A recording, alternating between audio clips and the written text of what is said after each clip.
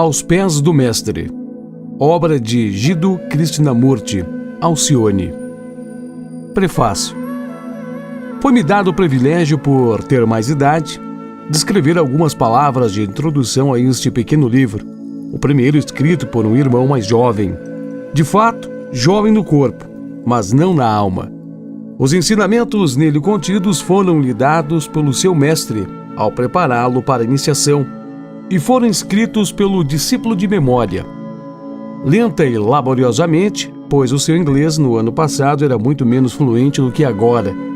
É, na maior parte, uma reprodução das próprias palavras do mestre, e o que não é a reprodução verbal é o pensamento do mestre, vestidos com as palavras do discípulo. 2 frases omitidas foram restabelecidas pelo mestre. Em 2 outros casos, uma palavra esquecida foi acrescentada. Afora isto, é inteiramente do próprio Alcione, Jiddu Krishnamurti, sua primeira dádiva ao mundo.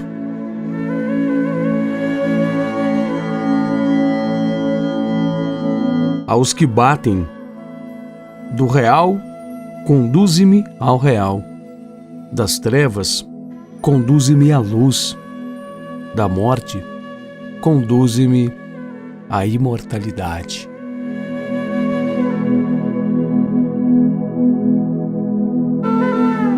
Prólogo. Estas palavras não são minhas, são do mestre que me ensinou. Sem ele eu nada poderia ter feito. Porém, com seu auxílio comecei a trilhar a senda. Tu também desejas entrar na mesma senda, por isso as palavras que ele me dirigiu também irão auxiliar-te, se as obedeceres. Não basta dizer que são verdadeiras e belas. O homem que deseja obter êxito tem de fazer exatamente o que é dito. Olhar para o alimento e dizer que é bom não satisfará o faminto. Ele necessita estender a mão e comê-lo. Da mesma forma, não basta ouvir as palavras do mestre.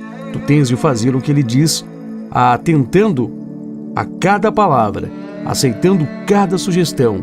Pois se uma sugestão não for aceita, se uma palavra não for atendida, perdidas estarão para sempre, porque o mestre não fala 2 vezes.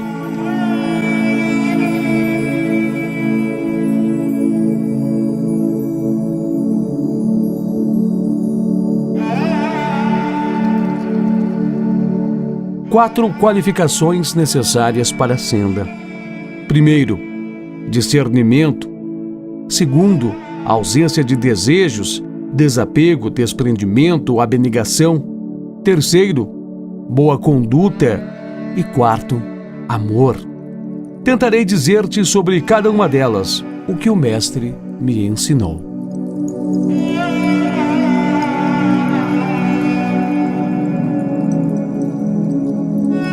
Discernimento. A primeira dessas qualificações é o discernimento, usualmente tomado no sentido da distinção entre o real e o irreal, que conduz o homem a entrar na senda.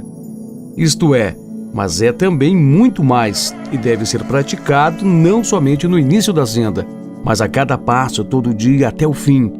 Entras na senda porque aprendestes que somente nela se podem encontrar as coisas merecedoras de aquisição. Os homens que não sabem trabalham para adquirir as riquezas e o poder, porém estes bens são quanto muito para uma vida somente, e portanto irreais. As coisas maiores de que essas, coisas reais e duradouras, quando as tiveres visto uma vez, não mais desejarás as outras. Em todo o mundo há somente 2 tipos de pessoas, as que sabem e as que não sabem. E este conhecimento é o que importa. A religião que um homem professa, a raça que ele pertença, essas coisas não são importantes. O que é realmente importante é este conhecimento. O conhecimento do plano de Deus para os homens. Pois Deus tem um plano, e esse plano é evolução. Quando o homem o tiver visto uma vez, e realmente o conhecer, não poderá deixar de cooperar com ele, tornando-se uno com ele, por ser tão glorioso e tão belo. Assim porque sabe, ele está ao lado de Deus, mantendo-se no bem e resistindo ao mal, trabalhando para a evolução e não por egoísmo. Se está ao lado de Deus, é um dos nossos, e não tem a menor importância que ele se denomine hinduísta ou budista, cristão ou um maometano, se é um indiano ou um inglês, um chinês ou um russo. Aqueles que estão ao lado de Deus sabem porque aí se encontram e o que devem fazer e estão tentando fazê-lo. Todos os outros ainda não sabem o que devem fazer e assim muitas vezes agem insensatamente, tentando criar caminhos para si próprios que pensam que lhes serão agradáveis, não compreendendo que todos são um e que, portanto, somente aquilo que o uno quer pode ser realmente agradável a todos. Estão seguindo o irreal ao invés do real. Até que aprendam a distinguir entre estes dois, não se posicionarão ao lado de Deus. Assim, este discernimento é o primeiro passo. Mas mesmo quando a escolha for feita, deves ainda lembrar-te que do real e do irreal há muitas variantes, e o discernimento deve ainda ser feito entre o certo e o errado, o importante e o não importante, o útil e o inútil, o verdadeiro e o falso, o altruísmo e o egoísmo. Entre o certo e o errado não deveria ser difícil escolher, pois aqueles que desejam seguir o Mestre já se decidiram a seguir o certo a todo custo. Mas o corpo e o homem são dois, e a vontade do homem nem sempre é o que o corpo deseja. Quando o teu corpo deseja alguma coisa, para e pensa se tu realmente desejas isso, pois tu é Deus e tu queres somente o que Deus quer, mas deves penetrar fundo dentro de ti mesmo para encontrar Deus dentro de ti e ouvir a sua voz, que é a tua voz. Não confundas teus corpos contigo mesmo, nem o corpo físico, nem o astral, nem o mental. Cada um deles pretende ser o ego, para obter o que deseja. Precisa, porém, conhecê-los todos e conhecer-te a ti mesmo como o Senhor deles. Quando há trabalho que precisa ser feito, o corpo físico quer descansar, passear, comer e beber. O homem que não sabe diz a si mesmo: eu quero fazer essas coisas e preciso fazê-las. Mas o homem que sabe diz: aquele que quer não sou eu, e deves esperar um pouco. Frequentemente, quando há uma oportunidade de auxiliar alguém, o corpo insinua: quanto ao aborrecimento não trará isto, deixamos que o outro qualquer o faça. Mas o homem que sabe replica ao seu corpo: tu não me impedirás de praticar uma boa ação. O corpo é teu animal, o cavalo sobre o qual montas. Portanto, deves tratá-lo bem e cuidar bem deles. Não deves sobrecarregá-lo de trabalho, deves alimentá-lo corretamente, só com alimentos e bebidas puros, e mantê-lo sempre minuciosamente limpo, sem o menor resquício de impureza. Pois sem um corpo perfeitamente limpo e saudável, não podes realizar a árdua tarefa de preparação, nem podes suportar o seu incessante esforço. Mas deves ser sempre tu quem comanda o corpo, e não ele que comanda a ti. O corpo astral tem seus desejos, e tem as dúzias.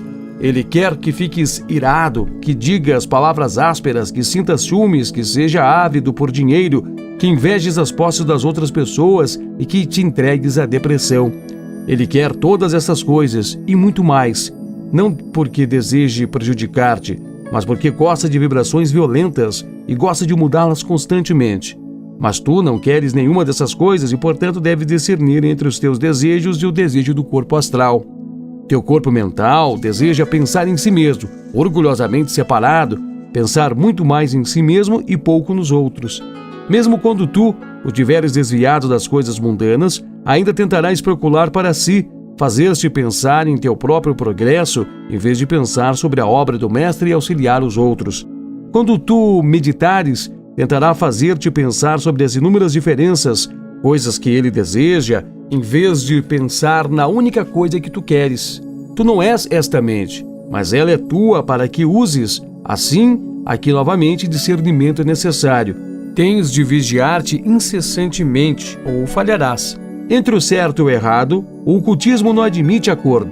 A qualquer custo, aparente, tens de fazer o que é correto, e não fazer o que é errado, sem dar importância ao que o ignorante possa pensar ou dizer. Tu deves estudar profundamente as leis ocultas da natureza, e quando as conheceres, organiza a tua vida de acordo com elas, utilizando sempre a razão e o bom senso. Precisas discernir entre o importante e o não importante, firme como uma rocha no que concerne ao certo e ao errado. Cede sempre aos outros em coisas de sono menos importância, pois deve sempre ser amável e bondoso, razoável e conciliador, deixando aos outros a mesma plena liberdade que necessitas para ti mesmo. Procura verificar o que vale a pena ser feito, e lembra-te que não deves julgar as coisas por sua grandeza aparente.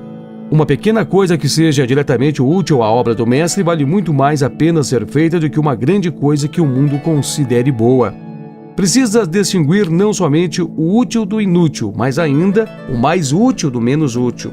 Alimentar os pobres é uma boa obra, nobre e útil, porém alimentar as suas almas ainda é mais nobre e mais útil do que alimentar os seus corpos. Qualquer homem rico pode alimentar o corpo, mas somente aqueles que sabem podem alimentar a alma. Se tu sabes, é teu dever auxiliar os outros. Por mais sábio que sejas nesta senda, ainda terás muito que aprender, tanto que aqui também deve haver discernimento, e tu deves pensar cuidadosamente o que vale a pena de ser aprendido. Todo conhecimento é útil, e um dia terás todo o conhecimento. Enquanto, porém, tu tiveres somente parte dele, toma cuidado para que essa seja a parte mais útil. Deus, tanto é sabedoria como amor, e quanto mais sabedoria tiveres, mais ele poderá se manifestar por teu intermédio. Estuda então, mas estuda em primeiro lugar aquilo que mais se habilite a auxiliar os outros. Trabalha pacientemente em teus estudos, não para que os homens te considerem sábio, nem mesmo para que possas ter a felicidade de ser sábio, mas porque somente os homens sábios podem ser sabiamente úteis. Por muito que desejes auxiliar enquanto fores ignorantes, poderá fazer mais mal do que bem. Precisa distinguir entre a verdade e a falsidade. Tens que aprender a ser verdadeiro em tudo, em pensamento, palavra e ação. Primeiro em pensamento. Isto não é fácil, pois há no mundo muitos pensamentos falsos, muitas superstições insensatas e ninguém que estiver escravizado por elas poderá fazer progresso. Portanto, não deves escolher um pensamento simplesmente porque muitas outras pessoas o acolhem, nem porque se tenha acreditado nele por séculos, nem porque esteja escrito em algum livro que os homens julguem ser sagrado. Tu tens de pensar sobre a questão por ti mesmo e julgar por ti mesmo se ela é razoável. Lembra-te que, embora 1 milhar de homens concordem sobre o assunto, se eles não souberem nada sobre aquele assunto, a sua opinião não tem valor.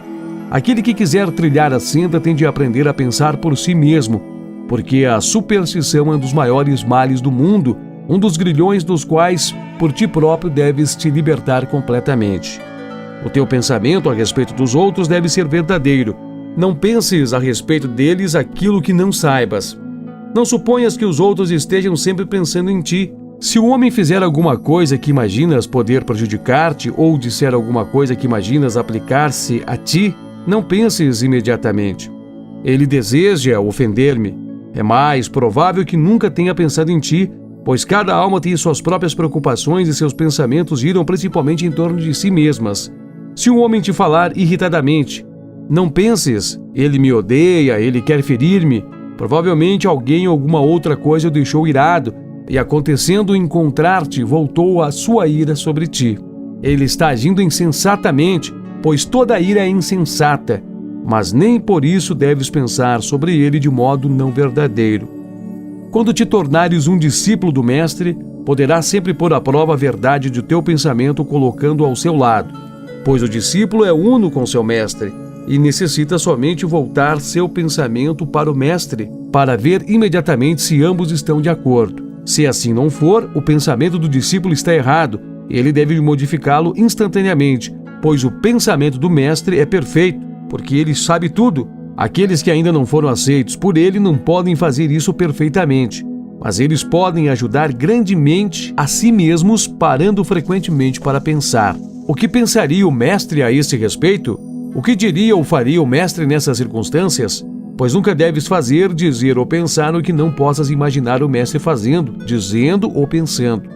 Deves ser verdadeiro também no falar, exato e sem exageros. Nunca atribuas motivos a outra pessoa. Somente seu Mestre lhe conhece os pensamentos, e ele pode estar agindo por razões que nunca entraram em tua mente. Se ouvires algum boato contra alguém, não o repitas, pode não ser verdadeiro, e ainda que o seja, é mais amável não dizer. Pense bem antes de falar, para não caíres em inexatidões. Sê verdadeiro na ação, nunca pretendas parecer outro senão aquele que tu és, pois todo fingimento é um obstáculo à pura luz da verdade que deve brilhar através de ti, como a luz do sol brilha através de um vidro transparente. Precisa discernir entre o altruísmo e o egoísmo, pois o egoísmo possui muitas formas e quando pensas finalmente em tê-lo morto, em uma delas ele ressurge em outra tão forte como sempre. Porém, gradualmente tu te tornarás em tal medida pleno de pensamento de auxiliar aos outros que não haverá mais lugar nem tempo para qualquer pensamento sobre ti mesmo. Ainda que devas discernir de outra maneira, aprende a distinguir a Deus em todos os seres e em todas as coisas, não importando quanto mal possam aparentar superficialmente. Podes auxiliar o teu irmão através do que tu tens em comum com ele, que é a vida divina.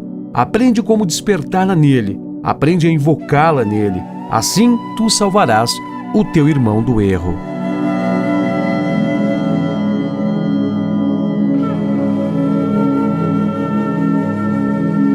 Ausência de desejos, desapego, desprendimento. Há muitas pessoas para quem a qualificação de ausência de desejos, desapego, desprendimento, abnegação é difícil, pois elas sentem que elas são seus próprios desejos, apegos, que se os seus desejos peculiares, suas simpatias e antipatias lhe forem tirados, não lhe restará mais individualidade alguma. Essas, porém, são somente aquelas que ainda não viram o Mestre, pois na luz da sua santa presença, todo desejo sucumbe, exceto de ser semelhante a ele. No entanto, antes mesmo de teres a felicidade de encontrá-lo face a face, podes alcançar a ausência de desejos, se quiseres. O discernimento já te mostrou que as coisas que a maioria dos homens deseja, tais como riqueza e poder, não são coisas merecedoras de aquisição. Quando isto é realmente sentido e não meramente dito, todo desejo por ela cessa. Tudo isso é simples, é necessário somente que compreendas. Há, porém, algumas pessoas que renunciam à busca de objetivos terrenos somente com o intuito de alcançar o céu ou para atingir a libertação pessoal dos renascimentos. Neste erro não deves cair.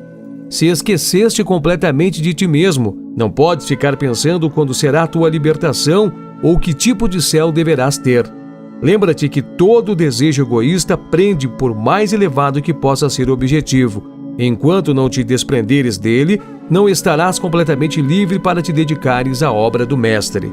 Quando todos os desejos pessoais tiverem desaparecido, poderá ainda restar o desejo de ver o resultado do teu trabalho.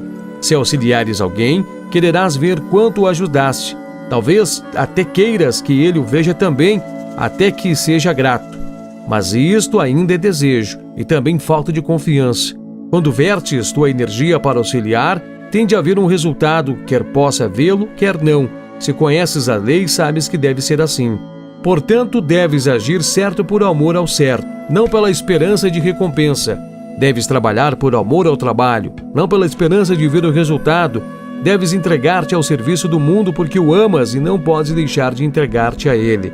Não desejes os poderes psíquicos, eles virão quando o Mestre entender ser melhor para ti possuí-los. Forçá-los muito cedo traz em seu treinamento frequentemente muitas perturbações, e seu possuidor muitas vezes é desorientado por enganosos espíritos da natureza, ou torna-se vaidoso e julga-se isento de cometer erros. Em qualquer caso, o tempo e a energia despendidos em adquiri-los poderiam ser utilizados em trabalho para os outros. Eles virão no decurso do seu desenvolvimento. Eles têm de ver, se o Mestre entender que seria útil para ti possuí-los mais cedo. Ele te ensinarás como desenvolvê-los com segurança. Até então estarás melhor sem eles. Deves resguardar-te também de alguns pequenos desejos que são comuns na vida diária. Nunca desejes brilhar ou parecer inteligente. Não tenhas desejo de falar. É bom falar pouco. Melhor é nada dizer, a menos que tenhas plena certeza de que o que desejas dizer é verdadeiro, amável e útil. Antes de falar, pensa cuidadosamente se o que vais dizer tem estas 3 qualidades. Se não for assim, não o digas. É bom que te habitues desde agora a pensar cuidadosamente antes de falar, pois quando alcançares a iniciação, terás de vigiar cada palavra, a fim de não dizeres o que não deve ser dito. Muitas das conversações ordinárias são desnecessárias e insensatas. Quando descem a maledicência, tornam-se perversas. Assim, acostuma-te antes a ouvir do que a falar. Não dês opiniões a menos que lhes sejam diretamente solicitadas. Um enunciado das qualificações é assim dado: saber ousar, querer e calar, e a última das 4 é a mais difícil de todas. Outro desejo comum que deves reprimir severamente é o de te intrometeres nos assuntos alheios. O que o outro homem faz, diz ou crê não é de tua conta. e que deves aprender a deixá-lo absolutamente entregue a si próprio. Ele tem pleno direito à liberdade de pensamento, palavra e ação, enquanto não se intrometer com outrem. Tu mesmo reclamas a liberdade de fazer o que consideras apropriado, deves permitir a mesma liberdade ao outro, e quando ele a exerce, não tens o direito de falar a seu respeito. Se pensas que ele está agindo errado e que podes encontrar uma oportunidade de dizer-lhe em particular e muito polidamente porque assim o pensas, é possível que consigas convencê-lo, mas há muitos casos nos quais mesmo isso seria uma intromissão imprópria. De modo algum deves maldizer como uma terceira pessoa sobre o assunto, pois esta é uma ação extremamente perversa. Se observares um caso de crueldade com uma criança ou com um animal, é teu dever intervir. Se observares alguém desobedecendo a lei do país, deve informar as autoridades. Se outra pessoa te encarregar de ensiná-la, pode tornar-se teu dever falar-lhe gentilmente as suas falhas. Exceto em tais casos, cuida de teus assuntos e aprende a virtude do silêncio.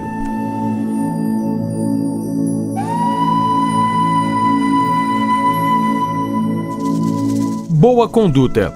Os 6 pontos de conduta que são especialmente requeridos são dados pelo mestre como: domínio da mente, domínio da ação, tolerância, contentamento, unidirecionalidade, unidade de propósitos e perseverança.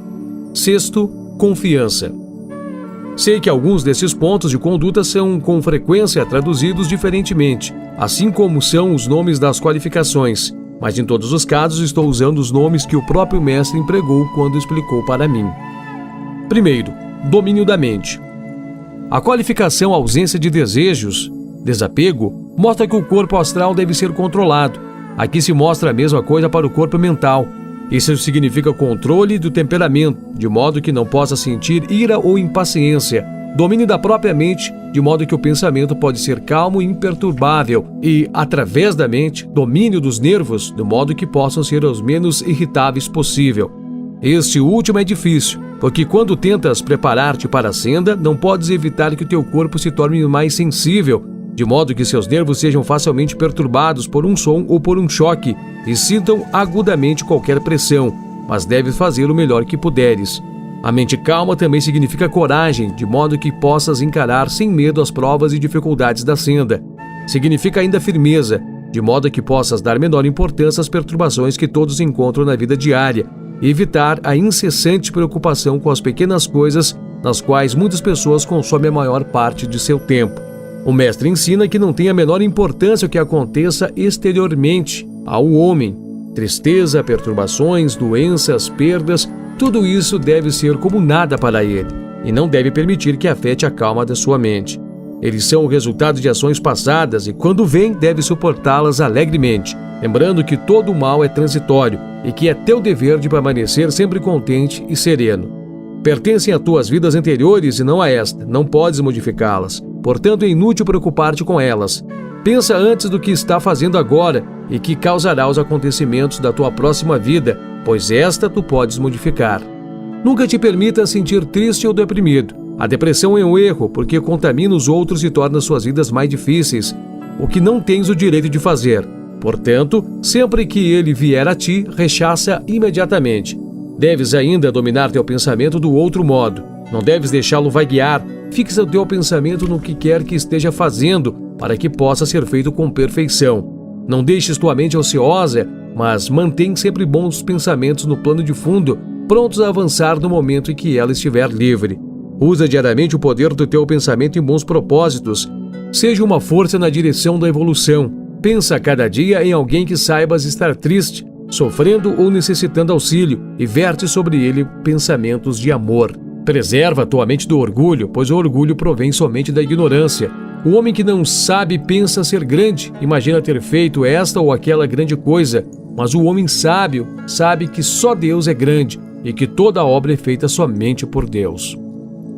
2. Domínio da ação. Se o teu pensamento for o que deve ser, terás pouca dificuldade com a tua ação. Lembra-te, contudo, que para ser útil à humanidade, o pensamento deve resultar em ação.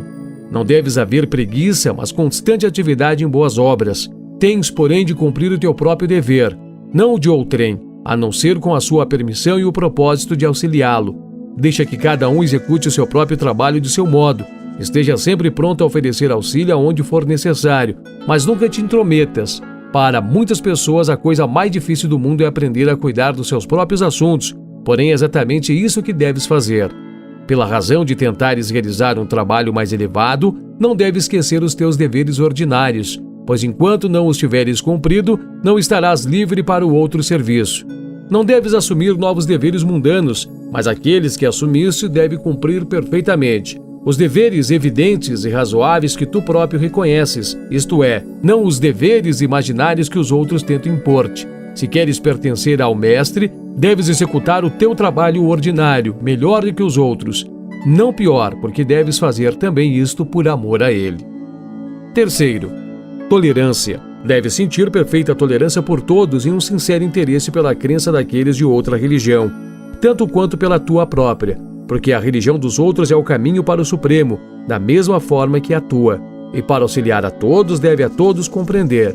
Mas ao fim de alcançar essa perfeita tolerância, deves tu próprio, em primeiro lugar, libertar-te do fanatismo e da superstição. Tens de aprender que não há cerimônias necessárias se não pensarias ser de algum modo melhor do que aqueles que a não praticam. Não deves, porém, condenar os outros que ainda se apegam às cerimônias.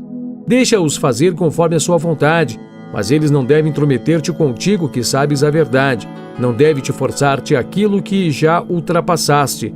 Seja indulgente com todos, seja amável em tudo. Agora que teus olhos estão abertos, algumas das tuas antigas crenças, tuas antigas cerimônias podem parecer-te absurdas. Talvez de fato elas realmente assim sejam. Contudo, ainda que não possas mais tomar parte delas, respeite-as por amor àquelas boas almas para quem elas ainda são importantes. Elas têm o seu lugar e sua utilidade. São como aquelas linhas duplas que, quando criança, guiavam-te para que escrevestes em linha reta e na mesma altura, até que aprendesses a escrever muito melhor e mais livremente sem elas. Houve um tempo em que delas necessitaste. Agora, porém, aquele tempo já passou.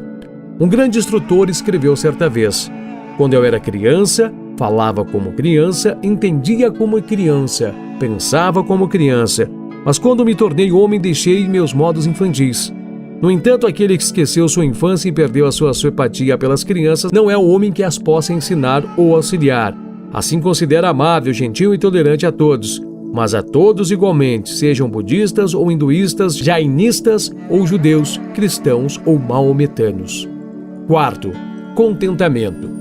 Deve suportar o teu karma com contentamento, qualquer que ele seja, aceitando como uma honra que o sofrimento venha a ti, porque isso demonstra que os senhores do karma consideram-te digno de auxílio. Por muito duro que ele seja, seja agradecido por não ser ainda pior. Lembra-te que de muito pouca utilidade serás para o mestre enquanto teu mau karma não for resgatado e tu estejas livres. Oferecendo-te a ele, pediste que o teu karma fosse acelerado. E assim é uma ou duas vidas resgatará o que de outro modo poderia estender-se por muitas de uma centena delas. Para maior proveito, porém, deve suportá-lo contentemente e alegremente. Há ainda outro ponto essencial: tens de abandonar todo o sentimento de posse. O karma pode arrebatar-te as coisas que mais gostas, até as pessoas a quem mais amas. Ainda assim deves ficar contente, pronto a superar-te de tudo e de todos. Frequentemente o mestre necessita verter sua força sobre os outros por intermédio do seu servo, mas não poderá fazê-lo se o seu servo ceder à pressão. Portanto, o contentamento deve ser a regra. Quinto, unidirecionalidade, unidade de propósitos e perseverança. A única coisa que tens de manter em vista é executar o trabalho do mestre, ainda que qualquer outra coisa para fazer pudesse surgir em teu caminho. Aquela, pelo menos, tu nunca deverás esquecer. Numa outra coisa, porém, pode surgir em teu caminho, pois todo o trabalho altruísta e de auxílio é o trabalho do mestre, e tu deves executá-lo por amor a ele, e tens de dar toda a tua atenção a cada parte que executares, a fim de ser o que de melhor possas fazer. O mesmo instrutor também escreveu: tudo quanto fizerdes, faze-o de todo o coração, como sendo para o Senhor e não para os homens. Pensa como executarias um trabalho se soubesse que o mestre viria vê-lo imediatamente. É justamente deste modo que deve executar o teu trabalho. Aqueles que sabem mais, melhor, compreenderão tudo o que este versículo significa. Há um outro semelhante, muito mais antigo. Tudo quanto vier à mão para fazer, faze-o com todo o teu poder. Unidirecionalidade, a unidade de propósito e perseverança, significa também que nada deverá jamais desviar-te, nem sequer por um momento, da senda no qual entraste. Nem tentações, nem prazeres mundanos, nem mesmo afeições mundanas deve jamais desviar-te, pois tu mesmo tens de tornar-se uno com a senda. Ela deve tornar-se de tal modo parte da tua natureza que a sigas sem nisso teres de pensar e sem poderes desviar-te dela. Tu, a mônada, assim o disseste. Se separaste da senda, seria como te separaste de ti mesmo. Sexto, confiança. Deves confiar em teu mestre, deves confiar em ti mesmo. Se já viste o mestre, nele confiarás plenamente através de muitas vidas e mortes. Se ainda não o viste, mesmo assim tens de tentar averiguar a sua existência e confiar nele, porque se não o fizeres, nem mesmo ele poderá ajudar-te. A não ser que haja perfeita confiança, não poderá haver perfeita efusão de amor e poder. Deves confiar em ti mesmo. Dizes que te conheces muito bem? Se assim pensas, tu não te conheces. Conheces apenas o débil envoltório externo e que frequentemente tem caído na lama. Mas tu, o eu real, és uma centelha do próprio fogo divino, e Deus, que é todo-poderoso, está em ti. E por esse motivo não há nada que não possas fazer se o quiseres. Dize a ti mesmo: o que o homem fez, o que o homem pode fazer, eu sou um homem, mas também o Deus no homem. Eu posso fazer isto e farei, pois a tua vontade deve ser como aço temperado se quiseres trilhar a senda.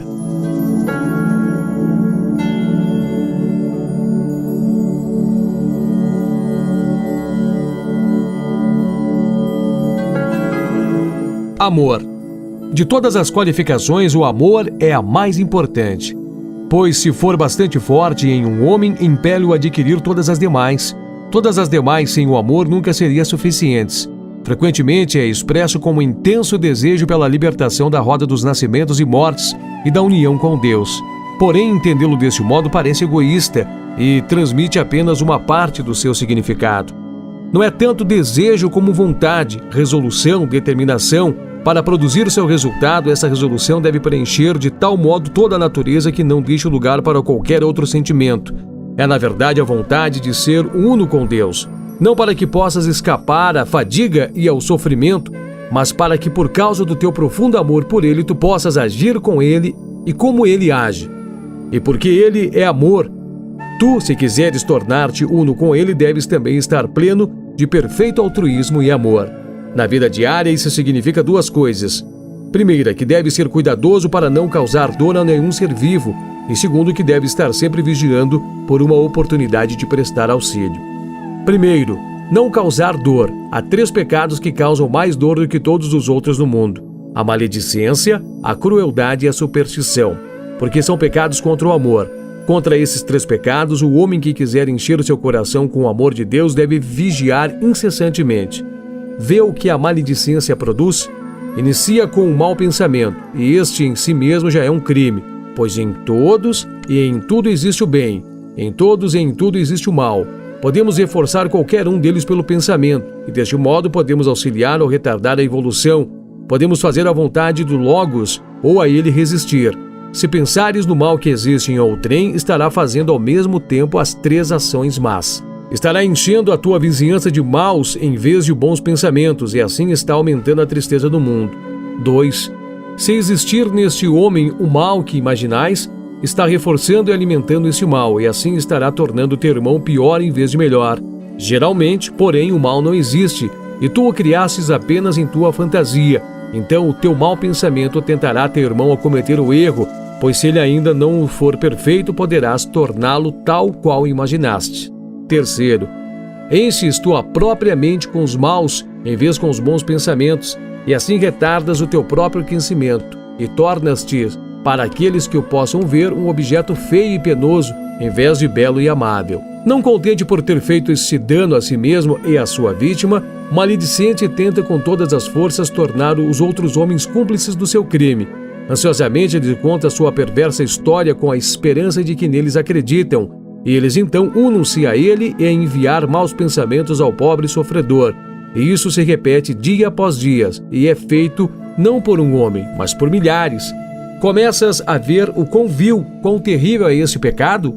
tens de evitá-lo por completo. Nunca fales mal de ninguém, recusa ouvir quando alguém falar mal de outrem, porém dizes gentilmente. Talvez isso não seja verdade, e se mesmo que seja, é mais amável não falarmos nisso. Quanto à crueldade, pode ser de dois tipos, intencional e não intencional. A crueldade intencional consiste em causar dor propositalmente ao outro ser vivo, e este é o maior de todos os pecados. A obra mais própria de um demônio do que de um homem. Dirias que nenhum homem poderia fazer tal coisa, mas os homens a têm feito frequentemente, e ainda hoje estão fazendo diariamente. Os inquisitores a fizeram, muitas pessoas religiosas fizeram-na em nome da sua religião, os viviseccionistas a fazem, muitos professores das escolas a fazem habilmente.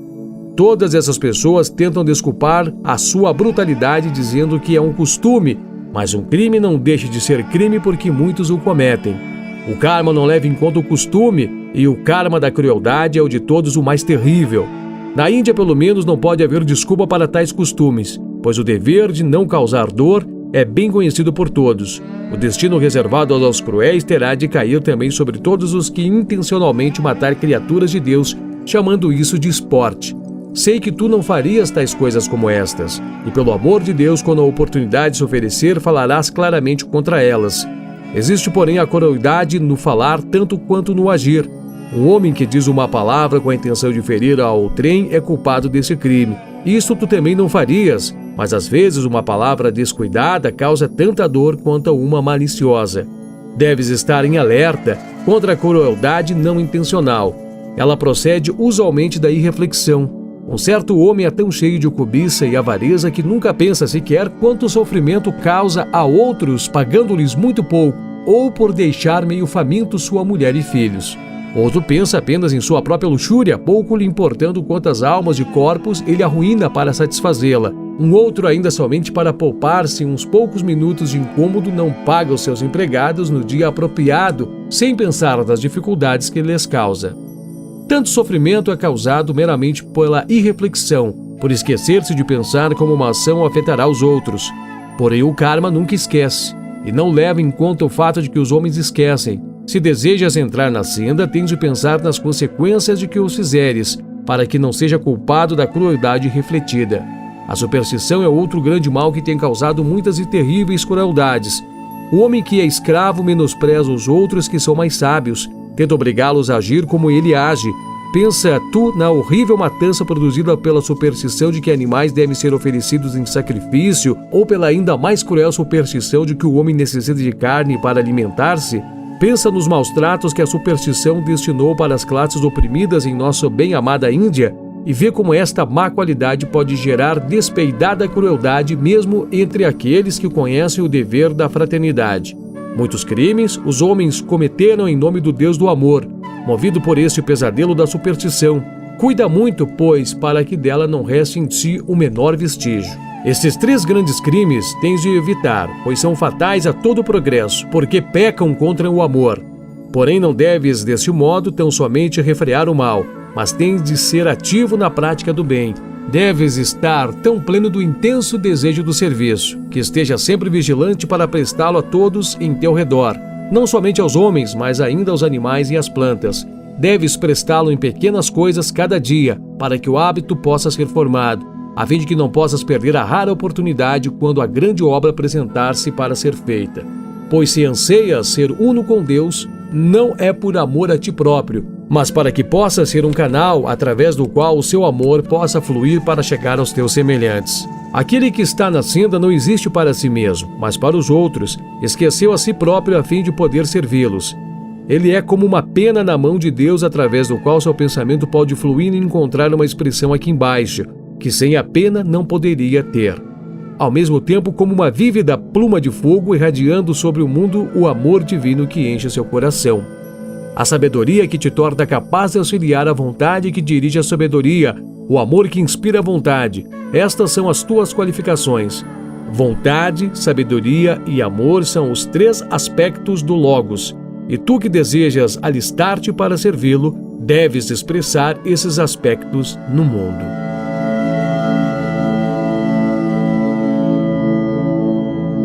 Aguardando a palavra do Mestre, vigiando a luz oculta, escutando atento às suas ordens, mesmo no meio da luta, vendo seu sinal mais leve acima das cabeças da multidão, ouvindo seu sussurro mais leve acima da mais vivaz terrena canção.